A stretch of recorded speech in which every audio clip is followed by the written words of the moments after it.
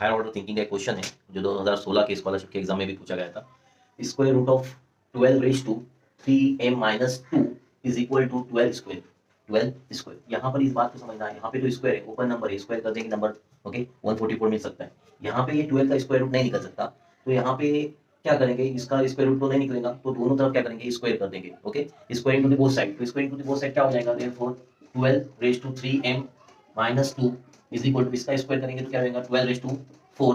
अगर बेस आपका सेम है तो ऐसी सूरत में बेस क्या करने का, ओके बेस अगर आपका सेम है, बोथ साइड में दो नंबर है LHS एंड RHS, तो उसकी पावर भी क्या हो जाएगी, इक्विवेलेंट हो जाएगी। तो ऐसी सूरत में यहाँ पे क्या लिखेंगे, डायरेक्ट लिख देंगे 3m minus 2 is equal to आपका 4 हो गया, ओके 12 क्या निकल गई, तो यहाँ पे 3m इज इक्वल टू 4, ये माइनस 2 उधर जाएगा तो plus 2, m is equal to 6/3, और यहाँ पे m इज इक्वल टू क्या हो जाएगा 6/3 दैट इज 2।